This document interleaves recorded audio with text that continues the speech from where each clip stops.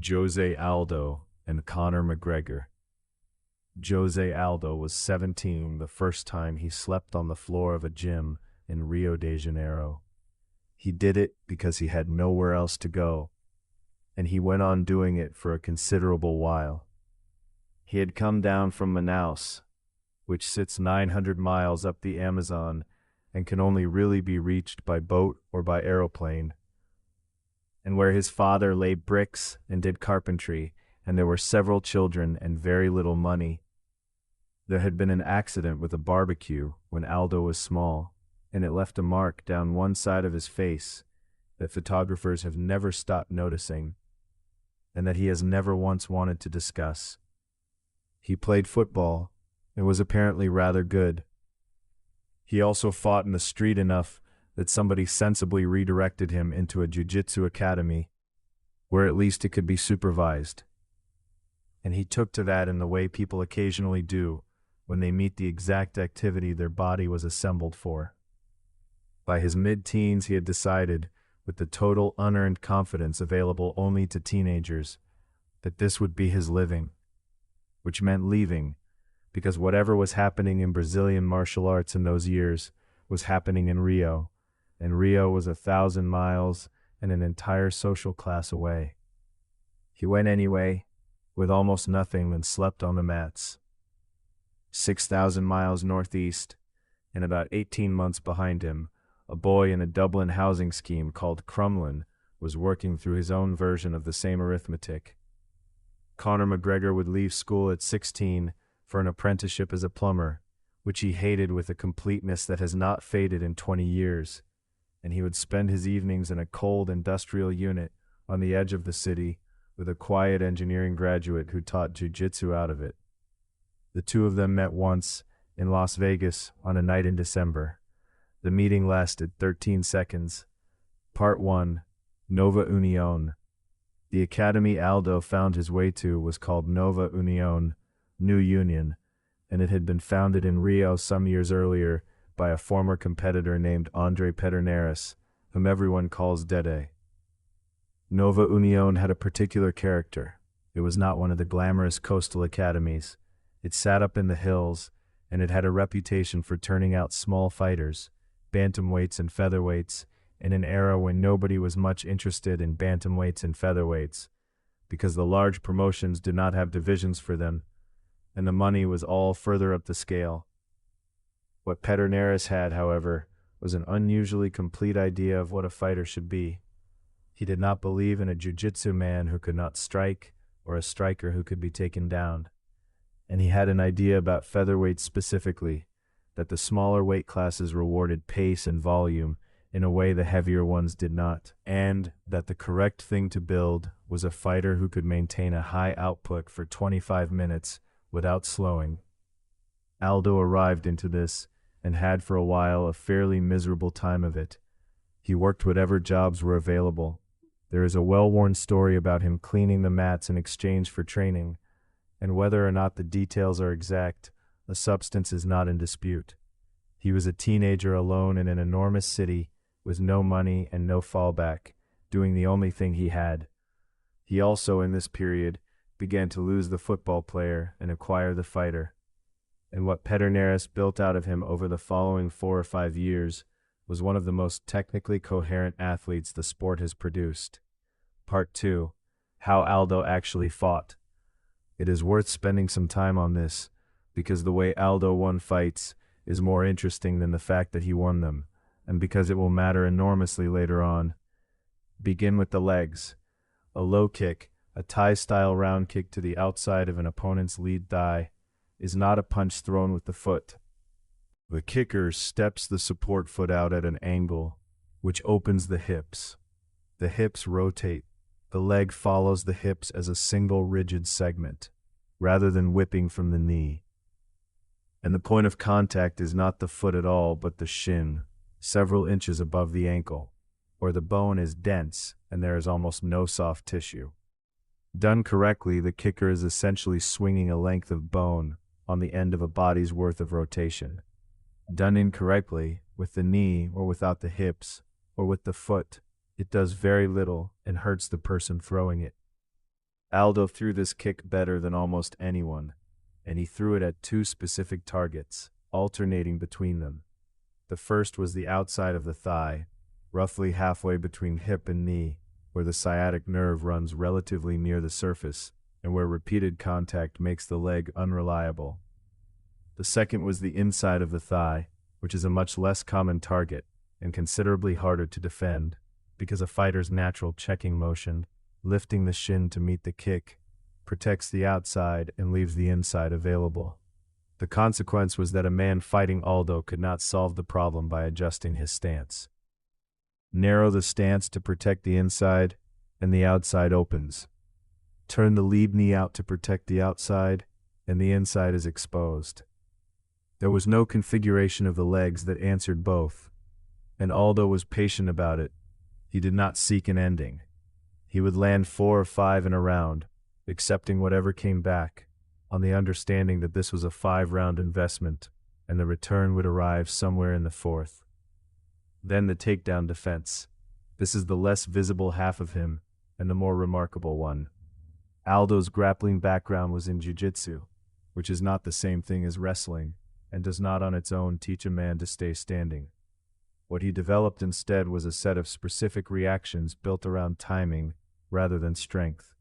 He read the level change, the moment an opponent drops his hips to shoot, earlier than almost anyone in the division, and his response was to drive his own hips down and forward while sprawling the legs back, so that his weight arrived on the opponent's shoulders and neck, before the opponent's arms arrived at his legs.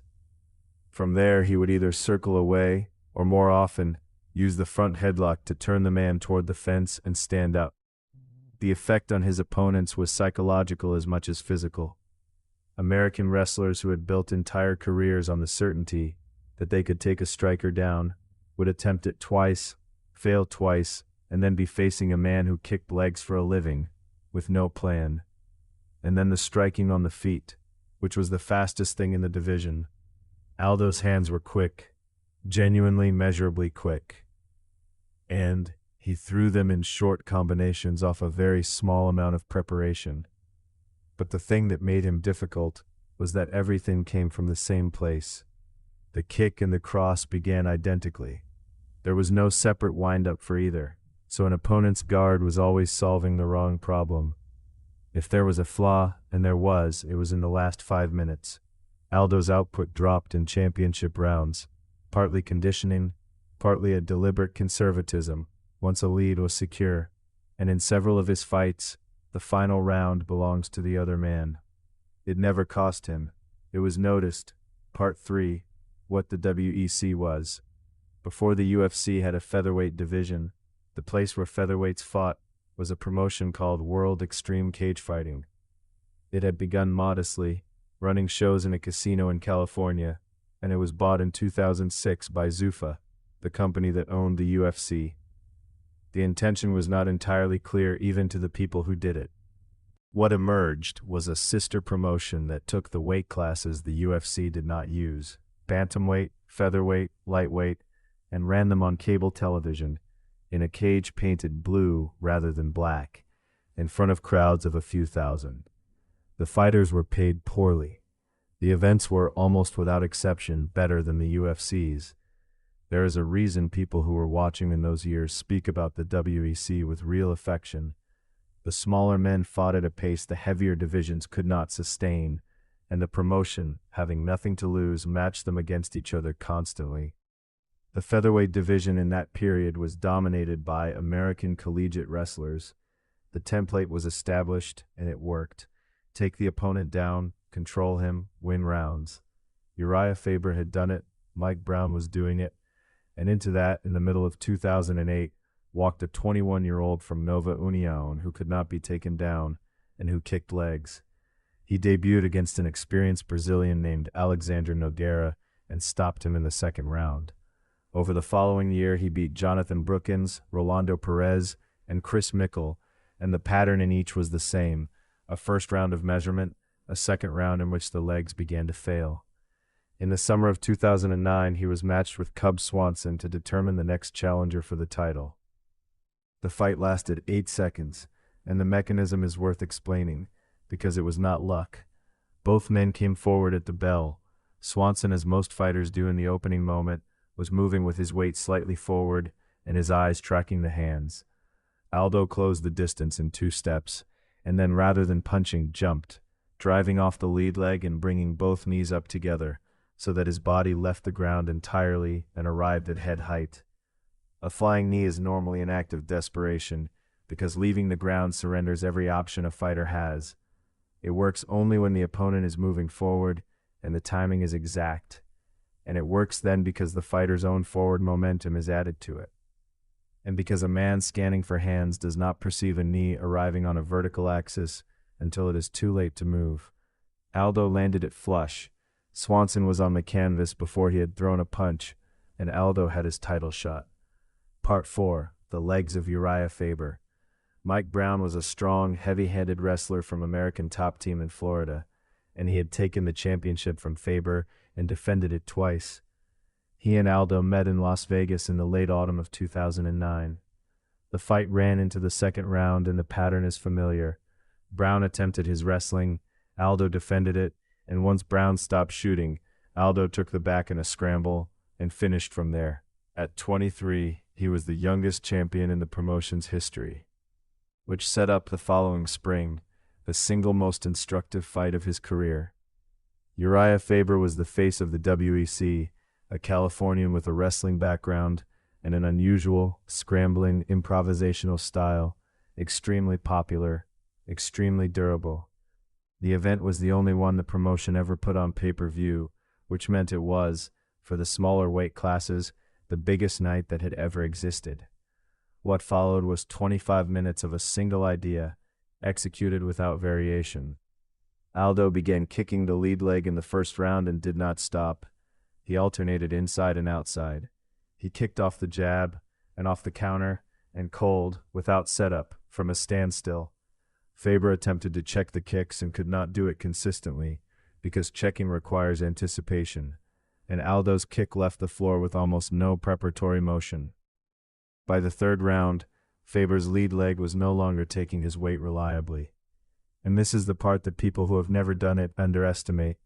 A compromised lead leg does not merely hurt. It removes the ability to shoot for a takedown, because a shot is driven off the lead leg. It removes the ability to punch with power, because power in a punch comes from the floor upward, through the legs and hips. It removes lateral movement, and it removes the ability to retreat. So the fight became progressively simpler as it went. Faber, to his enormous credit, kept coming forward and switched stances repeatedly to give the other leg a turn, and had genuine moments in the later rounds when Aldo's pace dropped. But the shape had been set in the first 5 minutes, and Aldo won every round on every card. Faber was on crutches for days afterward. He has spoken about it since with a kind of amused respect, in the way fighters do about the one night on which they were comprehensively outthought. One more defense, and then the promotion announced what everyone had suspected. The WEC was being folded into the UFC.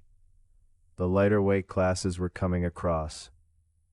And in the late autumn of 2010, José Aldo was handed a new belt and named the first UFC Featherweight Champion, without having to fight for it, because there was nobody left who had a claim. Part 5. The Reign. What followed was about 4 years of a very particular kind of dominance, not spectacular, mostly but total. He debuted in the Octagon in Toronto in the spring of 2011, in front of 55,000 people, against a Canadian named Mark Hominick. It was a difficult night. Aldo led comfortably for 4 rounds, and then, visibly fatigued, spent the 5th on his back, absorbing pressure. He won clearly. It was also the first public demonstration of the thing that would follow him, that the last 5 minutes were negotiable. He beat Kenny Florian in the autumn, a lightweight coming down, over 5 rounds of controlled distance management. And then in Rio de Janeiro, at the beginning of 2012, he fought Chad Mendes and produced the most technically satisfying finish of his career. Mendes was a wrestler of a high order, a Division I All-American, compact, explosive, the exact stylistic problem that had historically ended strikers. For most of the round, Aldo defended the takedowns and Mendes kept attempting them. And then in the closing seconds, Mendes got behind him against the fence and locked his hands around the waist, which is the position from which the fight would have changed. Aldo reached out and took hold of the chain-link fence with his hand to prevent the lift. This is illegal, and it was not called, and it remains one of the standing controversies of his career. And it should be acknowledged plainly, what happened next, however, would have happened anyway. The referee separated them. Mendes released the grip and stepped back to reset. And in that half second, with Mendes's weight still traveling forward and his hands still low from the grip, Aldo turned his hips and brought the right knee up. The mechanism is the same one that ended the Swanson fight. A man whose hands are occupied and whose weight is committed forward cannot defend a strike arriving on a vertical line. Mendes went down with about a second left in the round, in an arena in Aldo's own country, and the noise in that building is one of the sounds people remember from that era. He beat Frankie Edgar over 5 rounds the following year, on a jab and a great deal of intelligent footwork. He stopped Chan Sung Jung in the 4th after Jung's shoulder came out of its socket during an exchange. He outpointed Ricardo Lamas. He beat Mendes a second time in a genuinely close 5-round fight that many people consider the best of both their careers. By the end of 2014, he had not lost a contest in nearly 10 years. He was, by any reasonable reckoning, among the 2 or 3 best fighters alive. He was also, and this is the part that mattered commercially, extremely difficult to sell. He spoke almost no English. He was reserved in interviews and uninterested in performing. He fought conservatively and won decisions and went home. Part 6. Crumlin. Conor Anthony McGregor was born in Dublin in the summer of 1988, the 3rd child and only son of a family in Crumlin. His father worked several jobs over the years, taxi driving among them. The family later moved out to Lucan, on the western edge of the city, which for a 12-year-old boy meant leaving every friend he had. He boxed as a child at Crumlin Boxing Club, which is one of the more storied amateur gyms in Ireland. And he played football seriously enough to have been on decent underage teams. What he did not do was academic work, and at 16 he left school and took an apprenticeship as a plumber, which he hated with a completeness that he has described many times since, and which appears not to have faded at all in 20 years. At the new school in Lucan, he had met a boy named Tom Egan, who was interested in the same emerging sport he was, and the two of them found their way to a coach named John Kavanagh, who was running a small operation out of an industrial unit on the outskirts of the city. Kavanagh is a considerable figure in this story, and an unusual one. He was an engineering graduate, quiet, analytical, entirely without the loud coach affect, and he had been among the first people in Ireland to train seriously in Brazilian Jiu-Jitsu at a time when the nearest competent instruction was in England. His gym, Straight Blast Gym Ireland, was cold and under-equipped, and in the beginning close to empty. What he provided McGregor was not motivation, of which there was already a surplus, but structure, and an unusual willingness to let a young fighter build a style around a single idea rather than forcing him into a template. McGregor turned professional at 19. His early record was uneven. He was submitted twice inside his first 6 fights, once by a leg lock, once by an arm triangle choke, and both losses exposed the same deficiency, which was that a man who intends to knock everyone out has no plan for the moment when someone survives long enough to grab hold of him. After the second of those defeats he stopped, more or less, and considered giving it up. His mother, by his account, telephoned Kavanagh. Kavanagh drove out to see him, and what came out of that conversation was a decision to commit entirely, to leave the plumbing, to accept that there was no other plan, and to fix the grappling. He did not lose again for 6 years. Part 7. How McGregor actually fought. His style was, in a sense, the opposite of Aldo's. Aldo had many tools and used them in balanced proportion. McGregor had essentially won and had built an entire architecture around delivering it. The weapon was the straight left hand from a southpaw stance. A southpaw stands with the right foot forward, which means that against an orthodox opponent, the two men's lead feet compete for the same space, and the rear hands, the southpaw's left, the orthodox fighter's right, travel down the same open lane. This is the central geometry of the matchup, and it has been understood in boxing for a century. Whoever wins the position of the lead foot controls where that lane points. McGregor's answer to this was a stance considerably wider and lower than a boxer's, borrowed from traditional karate, with the weight distributed toward the back leg and the torso turned nearly side-on. This does several things at once. It reduces the target he presents. It allows him to bounce, a small continuous rhythm on the balls of the feet that lets him change distance in a single motion rather than by stepping. And crucially, it means that his left hand is further from the opponent than usual, which sounds like a disadvantage, and is not, because it makes him appear to be out of range when he is not. He also carried his lead hand extended, low and forward, almost resting on the opponent. This is a measuring device. A fighter who can touch you knows precisely where you are, and the extended arm also occupies the opponent's vision, so that the left hand behind it becomes harder to pick up. The left itself was thrown with a full turn of the hips and a pivot on the rear foot, arriving in a straight line rather than a curve, which is what made it fast. And it was almost always thrown at one of two moments, as the opponent stepped in or immediately after the opponent had thrown something and was recovering. That is the whole system. Extend the lead hand to fix the range, bounce to disguise the distance, draw the opponent forward, throw the left as he arrives. And it worked because of one further thing, which was the reading. McGregor was unusually good at watching an opponent's shoulders and hips in the moment before a strike, and he talked publicly and constantly about seeing things coming, which most people took to be self-promotion, and which was in large part an accurate description of what he was doing. He fought for Cage Warriors, the London-based promotion that was then the most credible operation in Europe, and in the summer of 2012, he took the featherweight title from Dave Hill in Dublin by a rear naked choke of all things, which was rather the point after the earlier losses. Rather than defend it, he asked for the lightweight title as well, and on the last day of that year, he fought a Slovak named Ivan Buchinger for it. He slipped a right hand and landed a left counter, and the fight ended in the first round, and he became the first European to hold two professional titles simultaneously. The video of that finish traveled. It reached, among other places, the desks of the UFC's matchmakers.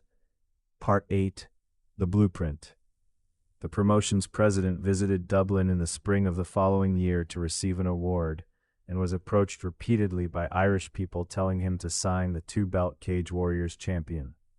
A meeting was arranged, a contract followed. McGregor debuted on the preliminary card of an event in Stockholm against Marcus Brimage, a squat and aggressive fighter who pressed forward relentlessly. The bout lasted a little over a minute. McGregor circled, let Brimage chase him, and met the forward pressure with uppercuts, which is the correct answer to a crouching advancing opponent, because an uppercut travels up the center into a lowered head. 4 months later, in Boston, he faced a very young Max Holloway, and midway through the fight, the ligament in his left knee tore completely. He could no longer plant the leg, which meant he could no longer throw the left hand, which meant the entire system was unavailable. So he took Holloway down and held him there for the rest of the fight, and won a decision, a performance that was, at the time, dismissed as dull, and which, in retrospect, is the single best evidence that he was a more complete fighter than his reputation suggested. Surgery, and 11 months away, he came back in the summer of 2014, headlining in Dublin against Diego Brandao, and stopped him in the first round. And then, in the autumn, he was matched with Dustin Poirier, a genuinely ranked opponent, and spent the build-up telling anyone who would listen exactly how it would end. It ended in under 2 minutes, on a short left hook thrown behind the ear as Poirier came forward. By the new year, he was fighting Dennis Seaver in Boston, with the title shot explicitly on the line. He took the fight to the floor in the second round and finished it there. And then immediately, before the referee had finished, he climbed the fence and went into the crowd toward the front row, where José Aldo was sitting. The photographs from that moment are the reason the fight sold. On one side of a line of security men, a shouting Irishman, on the other a Brazilian in a suit, entirely still, faintly amused. Part 9, The Tour, and the Rib. The promotion booked the fight for July of 2015, and then did something it had never done, which was to send both men on a 12-day, 8-city press tour, beginning in Rio de Janeiro and finishing in Dublin. It was, from a marketing perspective, an enormous success, and a fairly unpleasant thing to watch. McGregor used every appearance to attack Aldo personally, in a register that ranged from funny to genuinely uncomfortable. Aldo, who understood only fragments of it in real time, and received the rest through a translator hours later, mostly declined to engage, which was probably wise, and which read on camera as either dignity or passivity depending on the viewer. The moment everyone remembers came in Dublin, when McGregor reached across and took the championship belt off the table in front of Aldo and held it up. Security intervened. The photograph went everywhere. And then, less than 3 weeks before the fight, Aldo fractured a rib in sparring in Rio. There was a period of about a week in which the promotion tried to keep the fight alive, and it could not be done. A rib injury prevents nothing except breathing properly, which, over 25 minutes, is everything. He withdrew formally at the end of June.